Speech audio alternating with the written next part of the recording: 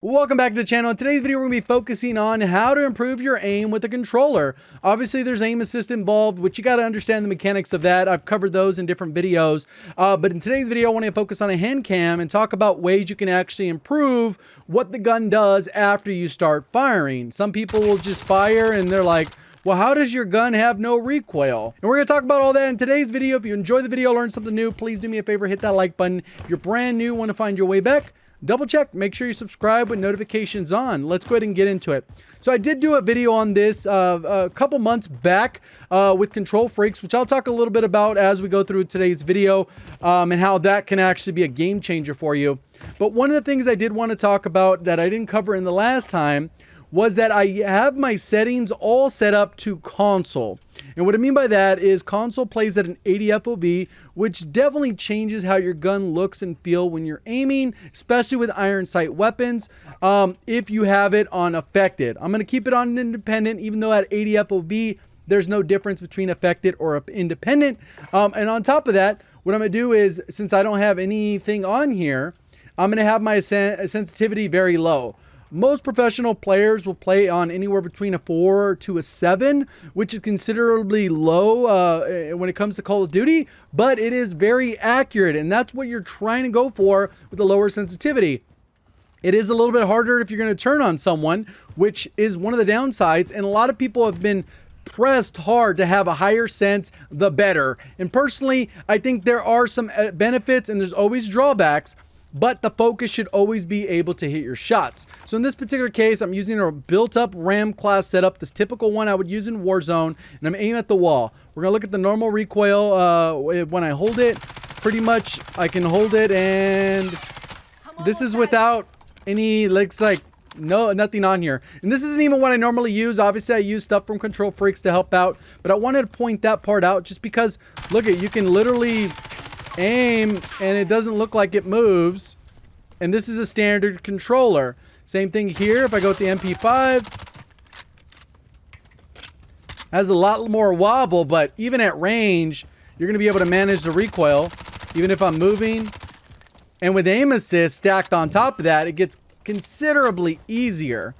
One of the tools that Kontrol Freek has is precision rings. And last time I talked about these, Kontrol Freeks had this pretty new product that not a lot of people were using, and they were called precision rings. They had two different strengths. They had medium and hard, and I talked about them. They were a drastic improvement for me. Initially, I didn't like the black ones because they were too firm. Went to the purple for a bit, and then I went back to the black after giving a little bit more playtime, and that's where I ended up landing up. One of the cool things is Kontrol Freeks has actually introduced a newer product, which is soft version of this, which will allow you to kind of experiment a little differently. And if you're not sure exactly how these can help, I'm going to go ahead and show you specifically what they're doing in real time. So normally what will happen is if you want to actually have a higher sense, for example, if I bump this up to, let's say, 15, in that previous video, I went up to 20, just kind of more of a proof of concept, but I'll just show this here. There's a lot more maneuverability, and this isn't what I'm comfortable with normally. So it gets kind of out of control pretty easily. You know what I mean? Like the aim, if I really want to focus here, I can really try, but it takes a lot of mental focus to not like turn an insane amount. So if you've been looking to up your sense, but you end up with a scenario where you just cannot control it, but you still want to be able to take advantage of turn and aim on somebody, this can actually be a tool that helps out. Obviously with the green ones now, they are softest, so they're not going to be as stiff, but they do add a little bit of resistance. So I get a little bit more comfortability and precision with them, and it kind of can get me in the door of kind of feeling what they're all about.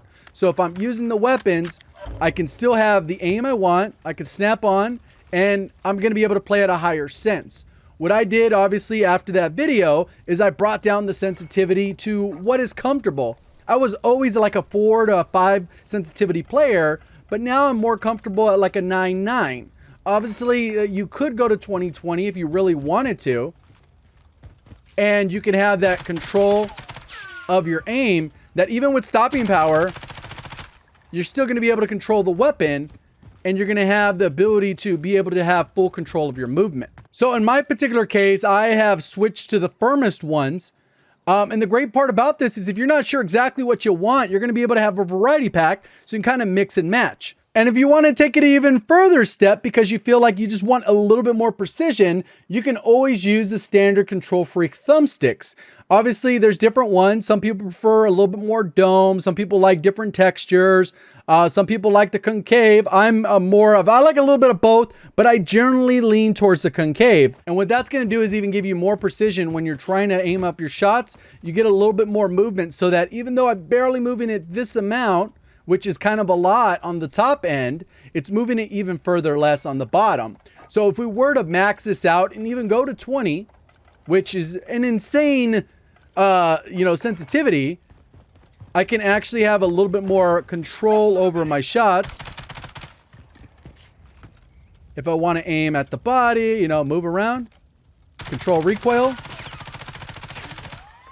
It literally looked like no recoil because I have a lot of comfortability with this, and this is obviously at 2020.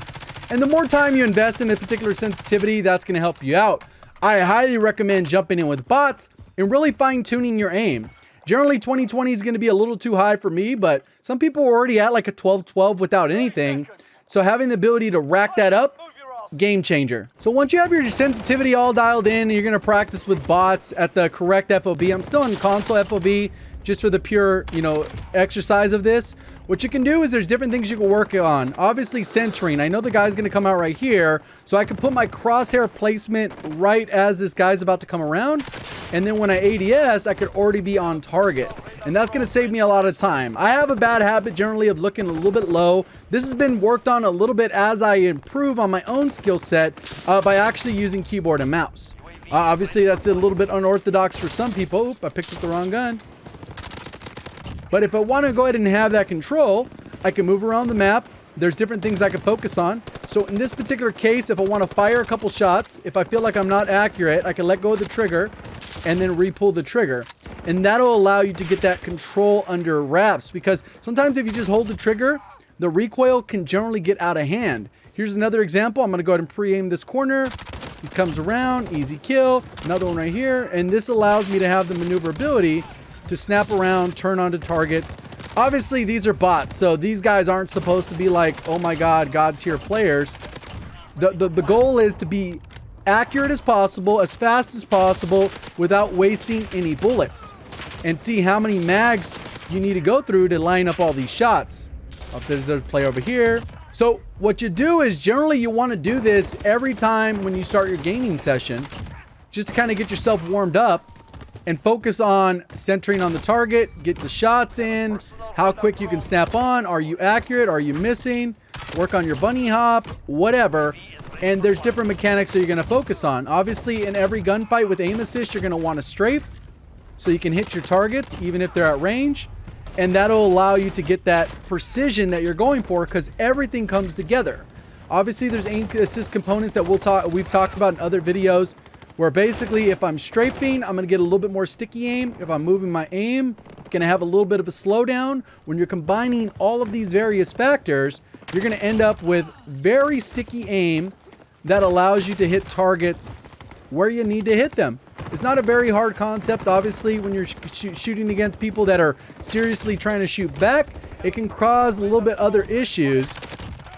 But the nice part is if you're focusing on fundamentals regularly, you can kind of put them and ingrain them into your habits and allow you to get better at the game as a whole. So there's a lot more to it than that, but obviously this is a good fundamental start if you're really struggling to be as accurate as possible with weapons that you think have an insane amount of recoil. Come on, come back, come back. This allows you to have those shots where you need them, even at long range. Let's go ahead and check this out with the RAM. I'm gonna go up here. I'm going to shoot across, and I'm going to be able to hit those shots. This guy going to come up after me.